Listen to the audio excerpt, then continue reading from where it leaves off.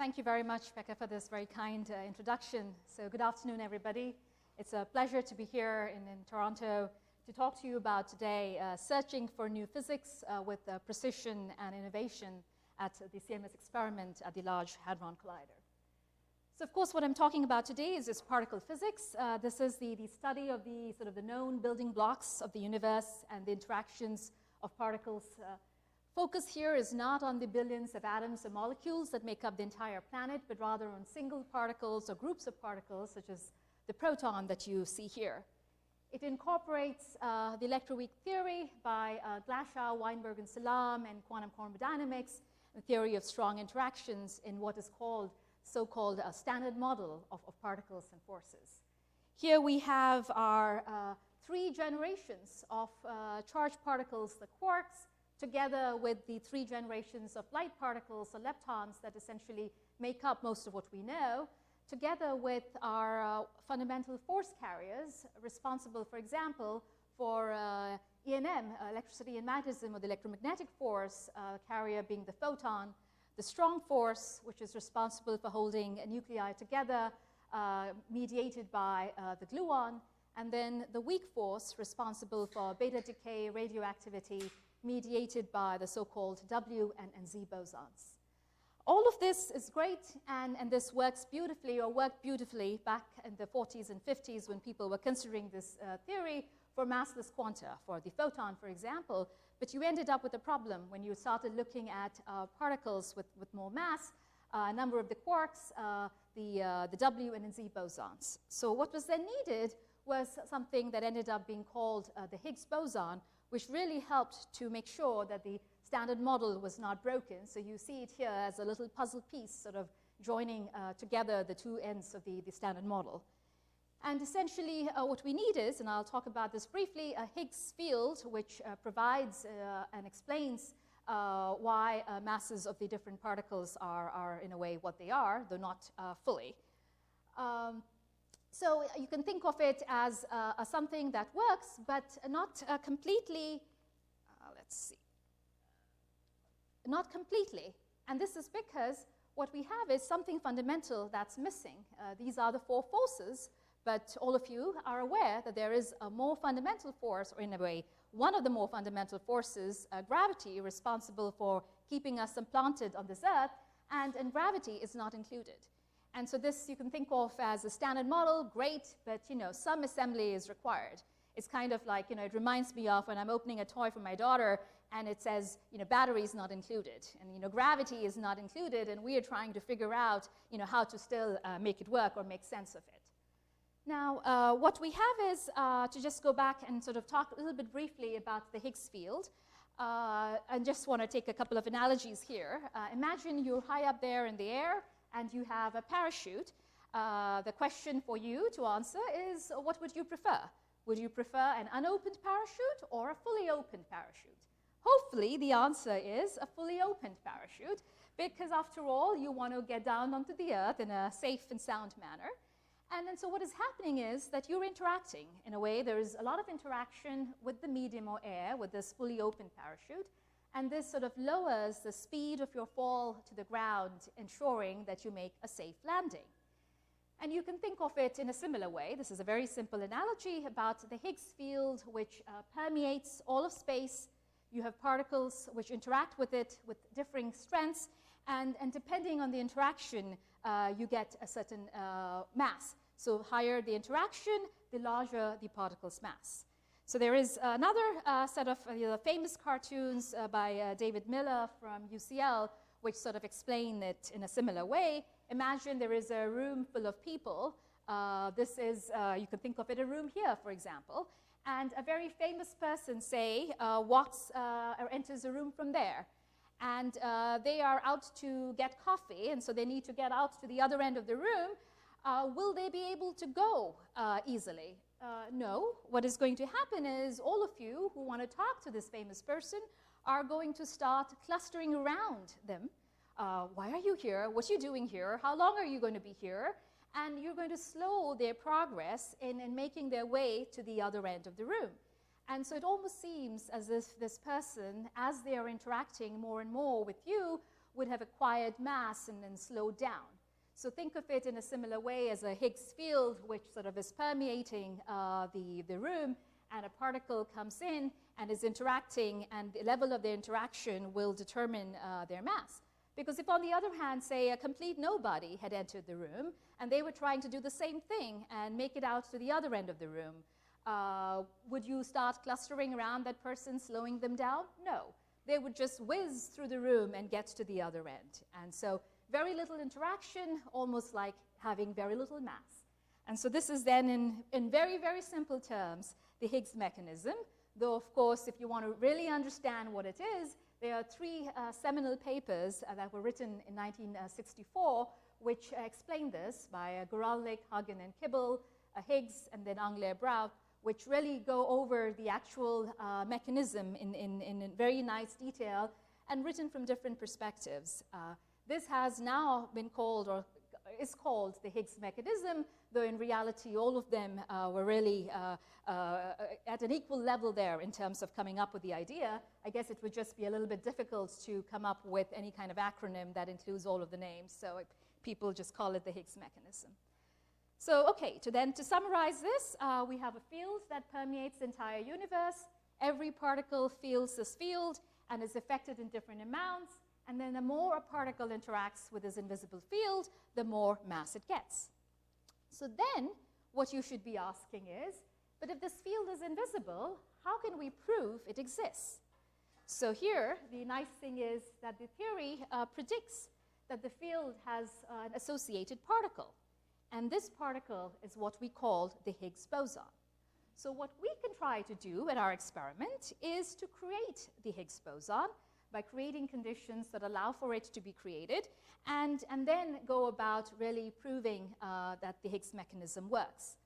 Of course, the challenge people have faced over the years was that the theory did not predict its mass. So we really didn't know where to look and had to look in a much larger mass range. And this had been ongoing, since the 60s and very much fervently since the 90s, say after we discovered the top quark. It was really considered to be the most critical particle that had to be found to really prove that the standard model worked in the way we thought it did. So that then takes me to the energy frontier, which is the Large Hadron Collider.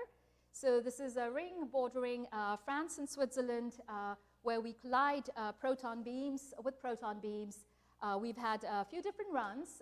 As Pekka mentioned, run 1, where we initially started at collision energy of 7 TeV with beams at 3.5 TeV, and then moving on in 2012 to a collision energy of 8 TeV, and then most recently, starting in 2015, we had what is called the so-called run 2 of the LHC with proton beams at 6.5 TeV, for a total collision energy of 13. And of course, in addition to these proton-proton collisions, we have dedicated heavy ion collisions as well, but I won't be talking about that, but focusing on the PP part. So the LHC ends up being what I'd call one of the fastest racetracks on the planet. We have several thousand billion protons which are traveling at very much the speed of light. And they go around the 16.8-mile ring over 11k times a second. If you wanted to understand what it meant in miles per hour, this is a number, so that maybe gives you an idea when you compare your typical car driving speeds.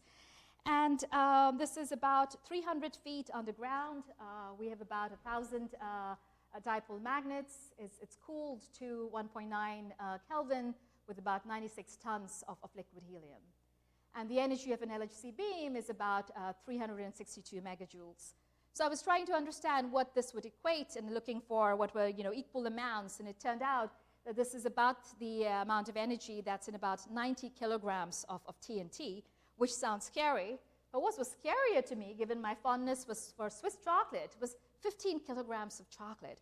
And I had never equated 15 kilograms of chocolate with 90 kilograms of TNT. And that was scary. But nevertheless, out there occur some of the hottest reactions in our galaxy, and collisions which correspond to very, very high temperatures. And you can see, I don't even know how to call that number there. And these are watched by some of the most complex eyes we have ever built. And no, not what we mean here in this, but rather particle detectors that allow us to see particles. And herein is an example of one, the one that I work on, the compact muon solenoid, or the CMS experiment. And as you can see from the picture, for a person standing here, it's really not compact, and it's really a relative term, as you will see. So the experiments act like what I would call, again, a gigapixel camera that's taking 1 billion pictures a second.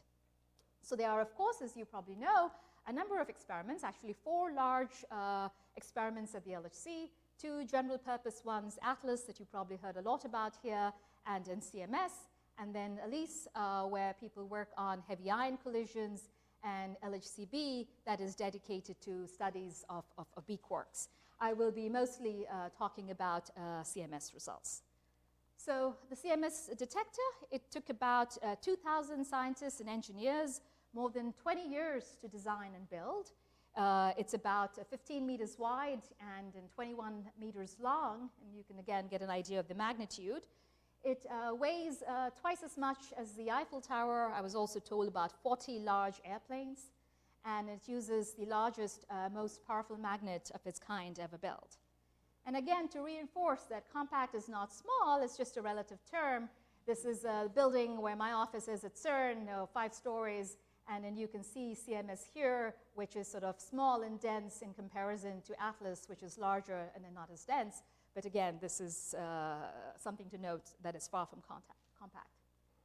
So what do we observe with CMS? We have our detector set up such that we can see photons, electrons, the lightest electrically charged lepton, muons, the heavier cousin of the electron, charged hadrons such as pions, kaons, protons, which are composite objects made of quarks, as well as their neutral partners, neutrons, kaons, which are also made of quarks. Here is a transverse slice through the CMS detector to sort of show you how particles interact.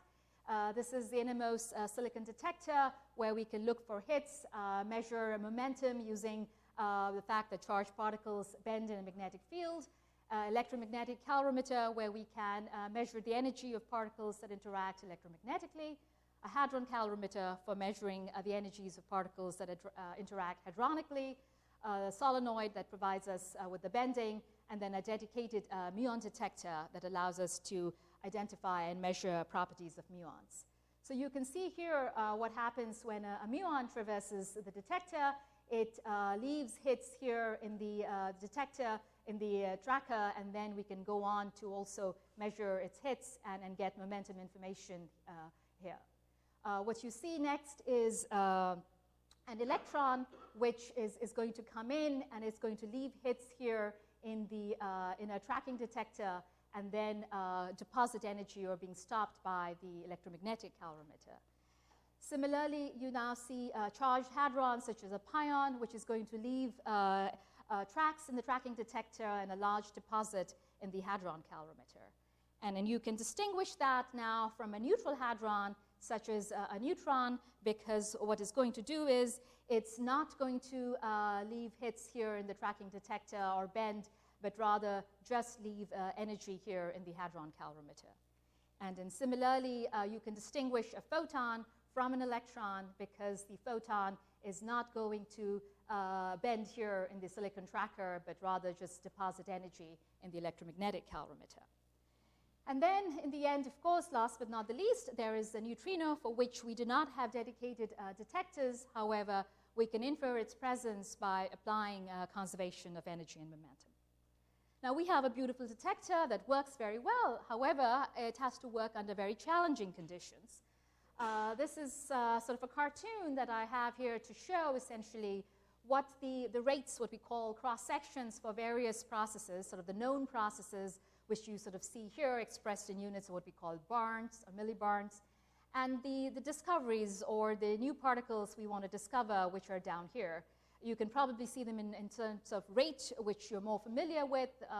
Keeping in mind also that the LHC, the proton bunches, are crossing or colliding every 25 nanoseconds, leading to a bunch crossing frequency of about 40 megahertz. But what we write out, store, is about only 1,000 hertz. So online, we have to reject more than 99% of what we get initially. So as you can imagine, this has a crucial impact on the physics reach, because what you have to keep in mind that what you reject is lost forever, and you have to really make sure that these very low rate processes are actually saved in the interesting events that you keep. Not to mention that in the end, when we do write out the data, it's still quite huge, even at the rate at which we do write out. This is a cartoon which shows, 1 year worth of LHC data, and you can see it's at a height that's above, the Concorde flying. The other critical thing is what's called Pileup, in the sense that every time proton bunches cross each other, there's actually more than a single proton-proton hard-on collision that takes place. There are additional collisions, what we end up calling additional interactions or Pileup. And we have tons of these. This is actually from a special run where there were about 78 reconstructed vertices that you can see here. The average Pileup in our 2016 run, which provided a lot of analyses, was about 25 to 30. But already in the 2017 run and continuing into the 2018 run, the Pileup exceeded 55. So these were really difficult conditions under which you have to identify which the hard scatter is from which you expect interesting physics. There's another example of that, and you can see this is actually a simulation which shows Higgs decaying into 2 Z bosons, and in each Z decaying into 2 muons. This is called the so-called golden signature, because it's supposed to be very clean and easy to see. This is what you see, where you really can't see anything. But of course, what you can do is try and put in certain requirements. For example, if you put in a requirement on the momentum of the tracks, you can start to see the picture cleaning up, and you can actually now see the 4 muons here. But clearly, what is happening is that this is repeating every 25 nanoseconds. And not the Higgs, though. The Higgs is not being necessarily produced, but all of this is happening every 25 nanoseconds. I can't simulate 25 nanoseconds for you, but it gives you the idea. Your eyes start glazing, so I'm going to switch quickly. So the challenge, therefore, is really to look for the interesting physics that you want, which I think is like looking for a needle in the haystack. And our solution to this challenge is what we called the trigger. In reality, this looks something like this. This is actually a very old trigger board. This is not a CMS board. This is a trigger board I worked on my PhD experiment, D0. Wendy will remember this because we worked on the silicon track together. You know what they say, you never forget your first love, right? So I never forget my first board that I worked on. And in real life these days, they are much more advanced. This is almost 20 years later now. And this is something actually my university is working on for an upgrade that's coming up. A few more words then actually about the CMS trigger, because I will come back to an important aspect here later. So what we have is somewhat non-traditional 2-level trigger system. The first one called level 1, which essentially has custom electronics boards which get information from the calorimeter and muon detectors. There's no tracking information yet at this point. And they take in the input rate, which turns out to be about 32 megahertz, and send out about only 100 kilohertz to the next level of the trigger. And the actual limitations here, there's some hard limits on the accept rate and latency, which are determined by the detector design. The second level is a so-called high-level trigger, or HLT, which essentially runs C++ algorithms on a farm of commercial CPUs.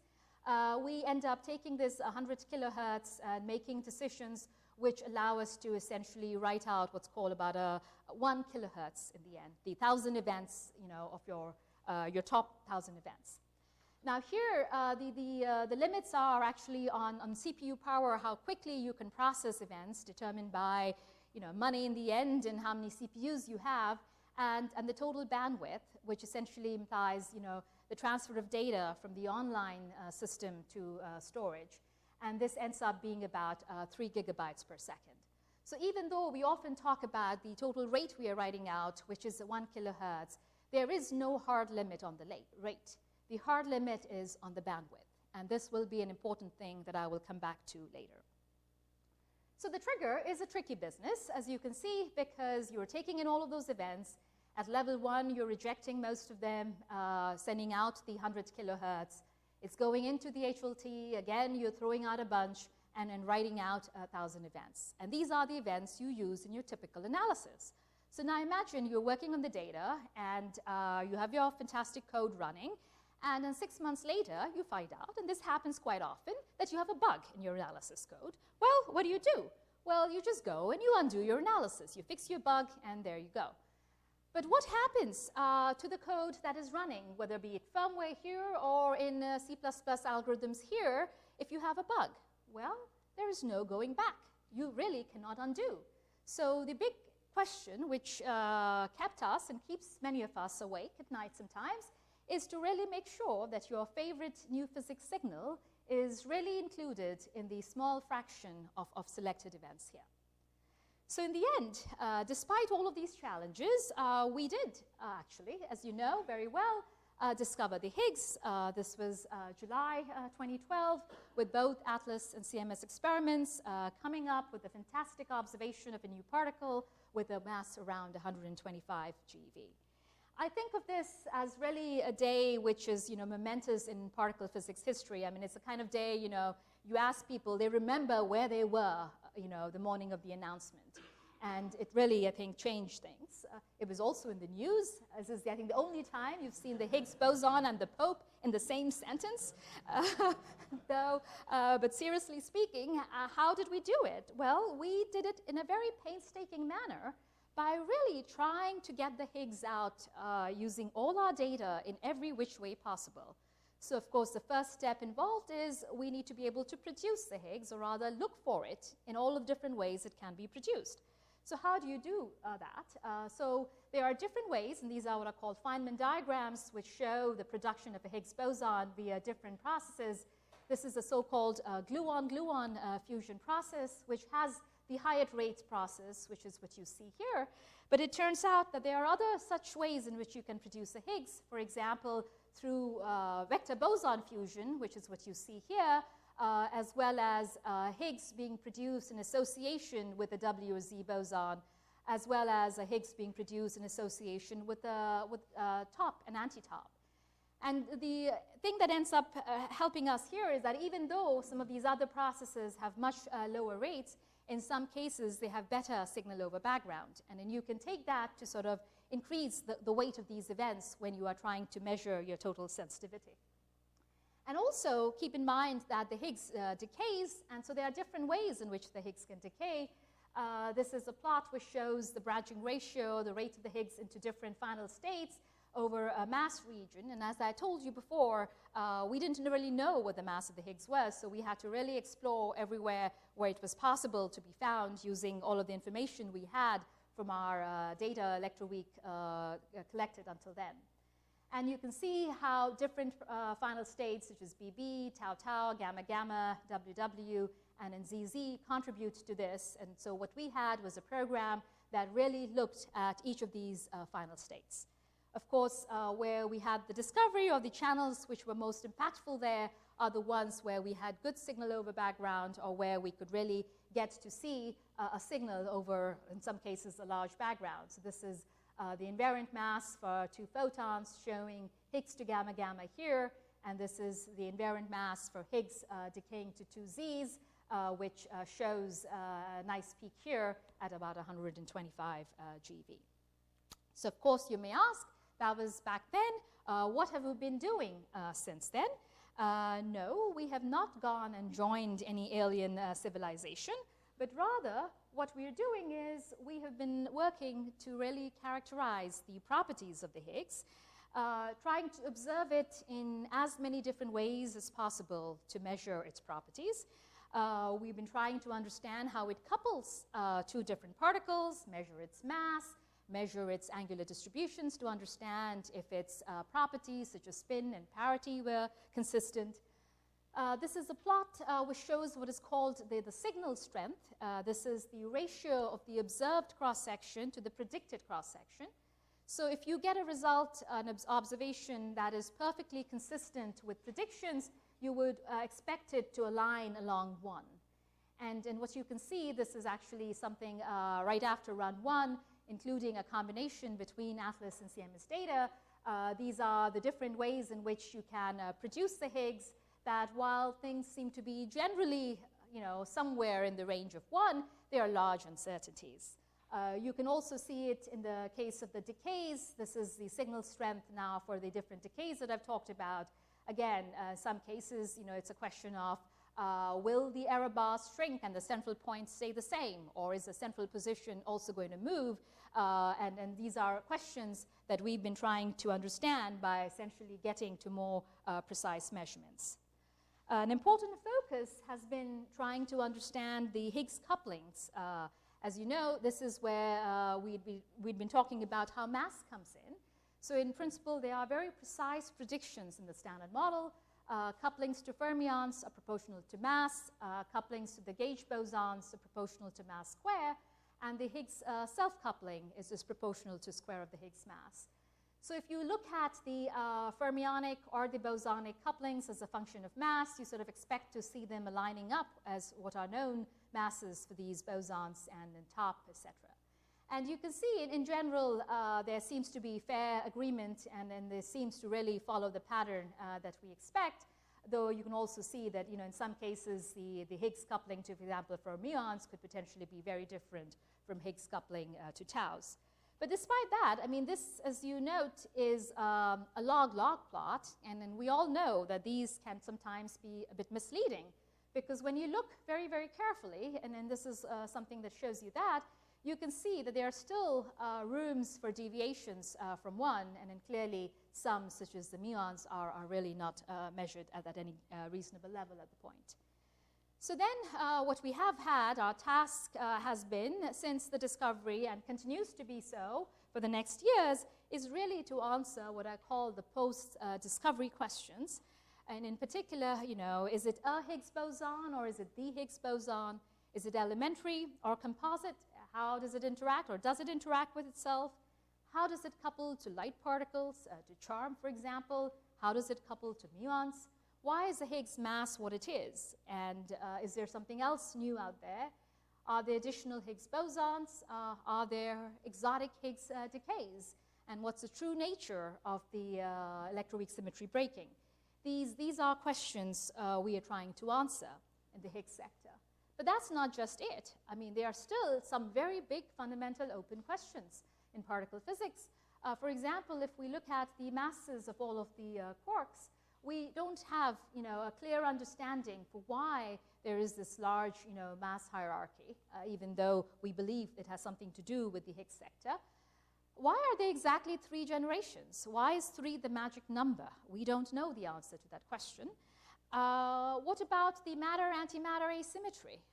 We know at the time of the Big Bang, or we believe at the time of the Big Bang, there were equal amounts of matter and antimatter, and in principle, when they collide. So I have an example here, say, of anti-Tom Hanks, who would look very much like Tom Hanks. Many of you hopefully have watched Angels of Demons, so you know what I'm talking about here, or why he picked Tom Hanks. That's a movie based on CERN. And in principle, you expect them to collide and meet and annihilate, and boom. But what is it? We are still here, and we are matter. And so where has all of the naturally occurring antimatter gone? We don't know the answer to that question. What about dark matter? The universe that we know, that's about 5%, essentially, the visible matter. The rest of it is what's called dark, in terms of dark matter, dark energy. We don't know the answers to these questions. In particular, what is dark matter? What's responsible for it? Are there new particles? And I don't think it's going to be Darth Vader is the answer, but perhaps some interaction with the Higgs that could explain. Then there is the question. This is the standard model on a coffee cup. The actual Lagrangian is much more complicated. But there is a big piece that's missing here, and that's gravity. The standard model does not include gravity, and this is a fundamental big open question. And so we've been trying to address these questions. As I've talked to you already about, we've had run 1, a very successful run 2, which just ended.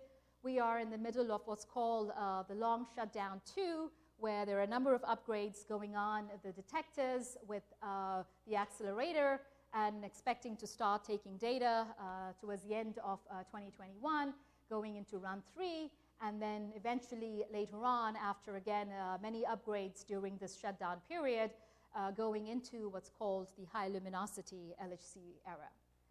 What we have as part of run 2 is already substantial luminosity in terms of about 150 inverse femtobarns that we have collected. We have collected it under challenging conditions. The pileup that I mentioned to you, this is what shows sort of the average pileup, going up to about almost 40 in the last couple of years. We collected it while doing major upgrades to our detector. We upgraded our level 1 trigger in 1 year, we upgraded the pixel detector the following year, and our hadron calorimeter another year.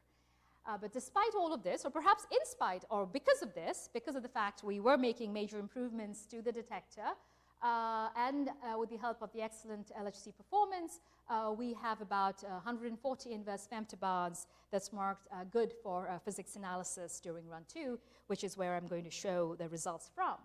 But keep in mind, the luminosity we expect during HLLHC is about 3,000 inverse femtobarns. So about 95% of the total LHC data is still to come and be studied. So we have a huge data set awaiting us. So how do we go about in our quest for new physics? Well, one of the things we do is look at the standard model as a tool for discovery. And we do so by doing precision measurements of standard model processes, where we try to understand the backgrounds, look for deviations or anomalies, and then in the end do searches of rare standard model processes, where we take advantage of the fact that we have very large data sets, and we can really look for any kind of deviation or enhancement from beyond the standard model or BSM particles. At the same time, we are exploring the unknown by doing direct searches of BSM particles, whereby we're going in essentially new directions with new models, challenging topologies and large parameter space, and just really trying to innovate. And we do that by essentially taking advantage of state-of-the-art techniques, machine learning, new technologies, upgraded detectors, etc. So if I had to summarize all of CMS physics results, so most of them in one slide, this would be it. No worries, I'm not going to ask you to read this. That's not the point of this, but this really shows, I think, the breadth of the CMS physics program. These are several Electroweak and top and Higgs measurements. But the message that I want you to take away is that the rates for these, so these are showing measurements at different center of mass energies and compared to the theoretical predictions. This is happening over 9 orders of magnitude. So we've gone from measuring processes which are here, higher rate processes, to now measuring processes which are down here. And keep in mind that new physics, from SUSY and other exotic scenarios, they often have rates which are down here at this level. So by doing now measurements in this sort of cross-section or a rate area, we are really readying ourselves from actually doing a lot of these searches, which are also very rare. So I'm going to first just briefly talk about the Electroweak sector, and here we have precision measurements that really allow us to test the standard model in complementary ways by doing cross-sectional measurements, as a function of different kinematic properties. We are now going from measuring, say, W and Z boson cross-sections to doing diboson cross-sections to doing triboson cross-sections. And this is just a figure which shows, different cross-section results from CMS over different center of mass energies, along with their uncertainty and then the theoretical prediction. We are now starting to be sensitive to higher order theoretical corrections, so that's where we're working closely with the theorists. But as you can see, in many cases, the uncertainties are still quite large, and so there's still room for surprises. And the nice thing is that in many of these cases, you have, for example, gauge couplings, which are very precisely predicted in the standard model, and so any sort of deviations can very easily show up here and indicate new physics.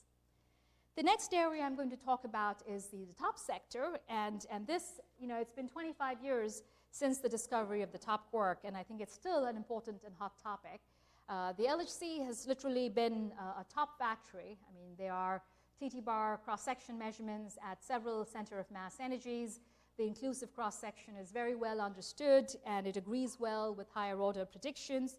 But we've gone beyond measuring top in proton-proton to actually also observing top quarks in heavy ion collisions. And it's really been what I call a top evolution, going from discovery of the top quark at the tevatron and single top there to now doing top quark physics in heavy ion collisions and going for rare processes such as 4-top, which the bottom event display is from, which shows lots and lots of jets and a muon. So 4-top, this is a very low rate process, has a cross-section of about 0.01 picobarn, and it's sensitive to several new physics scenarios. And another interesting thing is that here is a Feynman diagram where there is actually a connection to the top Higgs sector, and it allows us to get indirect constraints on the top Higgs coupling. The analyses, given that they are rare processes, are complicated analyses which rely on machine learning techniques to try and sort of eke out the signal shown here in red over all of the different background processes. This is the output from a boosted decision tree. We are getting to an interesting sort of regime where we are approaching the marker for what we'd call evidence at 3 sigma for it. So this is something to observe or look out with the upcoming run. The other nice analysis we had recently was the first observation for top being produced in association with the Z, where again it's sensitive to couplings.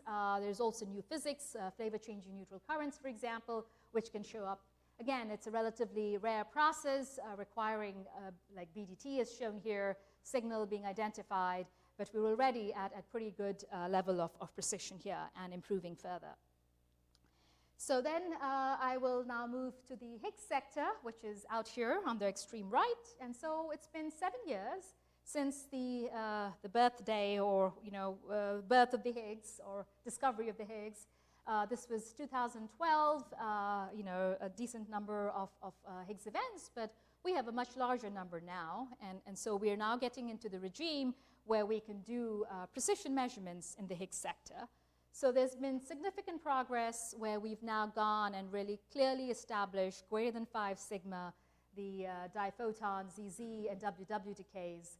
We have excellent mass measurement as is shown here. And in the last 2 years, a big highlight was really establishing couplings to the 3rd generation fermions to really show how the Higgs couples to the top and the bottom and to taus. And this was done by the 5 sigma observation, firstly of Higgs to tau, again, a complicated analysis.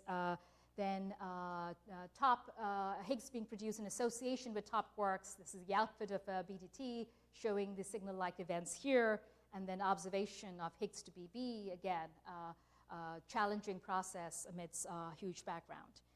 So these are very, very, I would consider milestone measurements, and I really like this quote from Gavin Salam, which says, or questions, is this any less important than the discovery of the Higgs boson itself? And he says that his opinion is no, because fundamental interactions are as important as fundamental particles. So then what we've been doing is measuring Higgs cross-sections, differential cross-sections, trying to compare them to state-of-the-art calculations. This is the Higgs differential cross-section as a function of PT of the Higgs, for example. We are measuring Higgs cross-sections at different center of mass energies.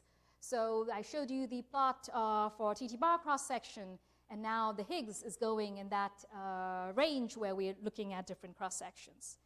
The big thing coming up is the 2nd generation. So as I showed you, we've established couplings to the 3rd generation.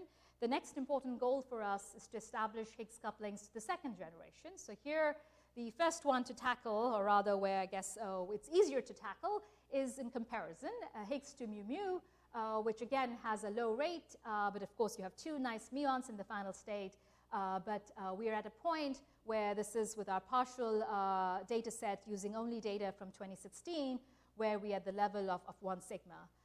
Using the full run-to data set, sort of going from this 40 inverse femtobarns to the 150 inverse femtobarns, we expect to be getting to something that looks a little more interesting. There is a nice atlas result that came out earlier this summer as well, and should be hopefully coming out very soon. The other particle in the third generation is the charm quark. And so this is where our focus is now shifting or moving, is to really try and understand if we can establish Higgs couplings to the charm. And again, there are new physics scenarios where this can be modified. But this is very, very challenging. I talked about how challenging Higgs to BB was, and we had this complicated BDD to try and do the analysis. But if we look at charm, Higgs to BB is actually a background to this search. So we have to be able to get to Higgs to CC, despite that. Not to mention that charm tagging is more challenging than tagging Bs for Higgs to BB.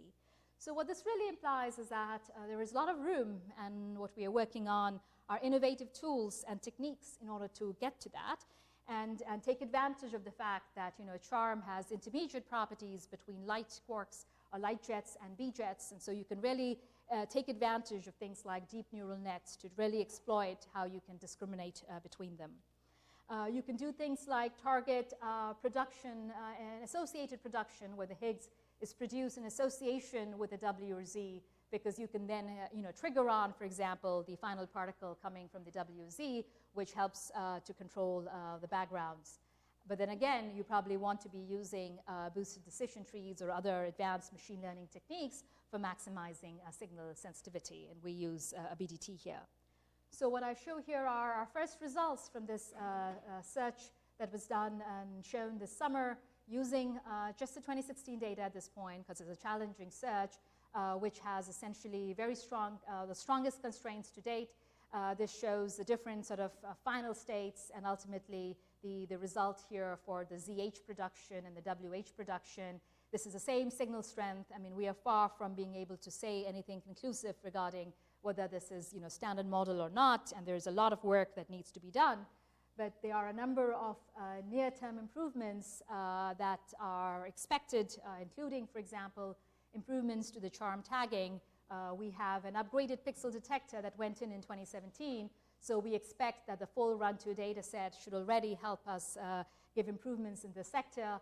Algorithms, they are being improved every day, and better signal extraction techniques, and of course using the full run-to data. But what was really promising to see, that you actually can see that this is possible. We just still need a lot of work, and we need a lot of data. And ultimately, this is one of those analyses for which the high luminosity LHC will be critical. So then in the final few minutes, I'm going to switch to what I'd call exploring the unknown. This is a high mass dijet event. You can also reconstruct it as one sort of big fat jet here and here. So here it's sort of useful. We talk of, you go to sometimes you hear people complain, and I don't want to see a whole bunch of limits. And if you look at it from that perspective, sure. But how about going back to where we were 10 years ago to see what is it that we have actually achieved in the last 10 years? So I feel it's useful to look at what the exotic landscape was 10 years ago. So I picked, and CDF and T0 have very similar plots, which essentially show limits. So you're sort of trying to look at the intersection, for example, of this red line with these various theoretical models, and where it intersects sort of tells you that you've excluded masses below this. So this is telling me that this is a search for Z prime going to muons. I've excluded Z primes below 1 TeV. This is a similar sort of looking plot for dijet resonances, different masses, and what you would expect if they were there. Nothing was seen, and as a result, constraints were set, setting a limit at 1 TeV. So where are we now? So flash forward 10 years, and this is then a similar looking plot from CMS, which shows us now excluding particles with mass at about 5 TeV. So we've really gone to, exceeding 5 times the reach from 10 years ago, and I think that's no mean thing. Similarly, this is the dijet resonance search, where again, we're looking at a large number of theoretical models and setting constraints which really go all the way out here, much beyond 5 TeV. So with this, a big jump, of course, comes from the increase in center of mass energy provided at the LHC, but we're also actually focusing a lot on complex topologies and weakly coupled phenomena. And here we have what I'd call a very rich and diverse search landscape, because what we have are these big inclusive searches, but then we partner them with dedicated searches that target gaps in coverage. We've incorporated machine learning for Higgs, B, charm, I told you, for identifying tops. We are also doing it everywhere. For example, improving lepton reconstruction that allows us to reconstruct low momentum leptons, which may be what's being predicted in several new physics scenarios. In general, improving our analysis techniques, using techniques for what's called jet substructure. Typically, if you look at a top, relatively low momentum, and it's decaying hadronically, you would expect to see the two jets from the W and a jet from the B here. But as the momentum increases, the W here gets boosted, and the two jets get together and sort of merge into one fatter jet. And so what you see is just two jets. And typically, you were expecting 3 jets for a top. But now, if you make your 3-jet requirement, you're going to be killing these events. So you've got to be careful about that. And moreover, if you go into still higher momentum, you get to the point where all of these are now merged into one single fat jet. And so you need to take that into account, not only in your offline analysis, but for example, also in your trigger. There are other challenging topologies. I'll talk about a couple today. And then what analyses that I typically just call unconventional. So in order to do that, I want to go back to something that I had pointed out earlier. And this is now going back to the trigger algorithms. And then traditionally, you require a certain high threshold because that helps you bring down the event rate. And then you have the full event information that you read out. Now, you can't lower your thresholds because then the rate goes shooting up. But keep in mind that I told you that the limit is not the rate, but it's actually the bandwidth. So can you do something cleverer? Can you reduce the event size to collect events at a higher rate, which still keeps your bandwidth under control, but now you're able to reduce the thresholds and collect the events that you want? And you can, for example, reduce the event size to the order of tens of kilobyte when our standard event is about 1 megabyte. And this allows trigger rates of several kilohertz. You can reconstruct at the HLT level. You have all of the information, and you can keep some of the relevant information which you need for validation or calibration to check later. This shows essentially dimuon invariant mass collected using these online events coming in through this special what's called scouting stream, because we're scouting for new physics. And you can see we can do nice B physics here going into and low masses and others. So what we do is we apply this to our exotic searches, looking, for example, for dimuon resonances. So we've looked, as I said, Z primes at 5 TeV, but what if the new physics is actually much lower? And it could be hiding in the fact that we've been throwing away those events at the trigger level. So what we are now able to do is actually get down to very, very low dimuon mass regions. So for a typical sort of analysis where the mass range is sort of greater than 40 GeV, you'd use the standard muon triggers, which have thresholds of the order of 10, 20 GeV. And for masses which are less than 45 GeV, what we end up doing is using these high-rate dimuon scouting triggers. And this allows us to get down to really about 4 GeV comparison to this in our selection. We keep the necessary information about the kinematic properties and discard everything else, and allows us to sustain rates which are of the order of 5, 6 kilohertz. And you can see the impact. This shows the dimuon mass, what we would get from sort of full reconstruction, storing the full event, where you start losing acceptance here because of the trigger cuts. But now you put in scouting, and you can really nicely recover this region. So this allows us to then go ahead and actually do a search for dark photons, which are new physics particles that can couple to standard model particles via some some hidden dark sector. There is so-called mixing coefficient, which sort of measures the strength of the coupling with the standard model fermions, and you can use that to set sort of constraints. So what we show here are essentially constraints or limits we can set on the cross-section as a function of resonance mass, what we would have been able to do with the traditional analysis versus what we can also do now with scouting. which then allows us to set strong constraints. So these are, limits we are setting as a function of the mass on this mixing coefficient. This is what the full reconstruction gives us. This is what scouting gives us, and this is a comparison with LHCb that had a dedicated analysis here. And as you can see, we have strong constraints. And not just that, there are several other such innovative techniques we use. For example, using the fact that you can have photons from initial state radiation, and you can use that to trigger, and this allows us in this analysis to set constraints down to about 10 GeV. I talked about being aware of jet substructure, or the fact that jets merge at the HLT, and so we have a trigger using jet substructure information at HLT, which allows us to go down here.